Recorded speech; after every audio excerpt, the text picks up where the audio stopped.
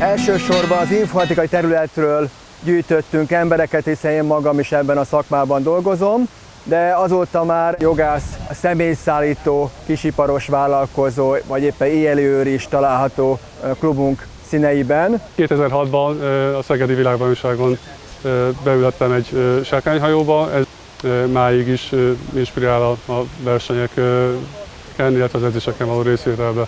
40 fő az, amelyik ahhoz elégséges, hogy az edzéseken és a versenyeken nagyjából teltház lehessen. A csapatszellem magával ragadott, és úgy éreztem, hogy nekem ezt folytatnom kell, és azóta is együtt evezünk. Hála Istennek a sárkányhajózás és az evezés pont egy olyan sport, ami mellett sem az asztma, sem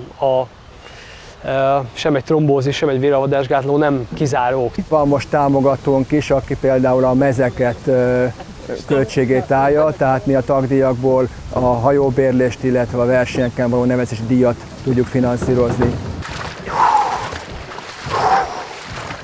Ja!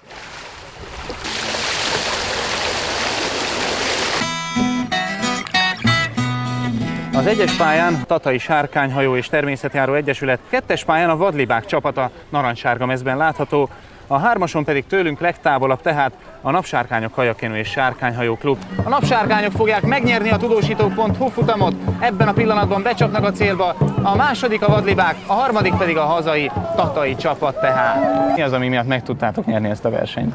Idei évben sikerült némi erősítésre is szert tennünk, többen tavasz folyamán csatlakoztak hozzánk. A csapatnál mindig fontos, hogy mindenki igyekezze a legjavát nyújtani, és ahhoz az kell, hogy érezzék, hogy rajtuk is múlik a siker.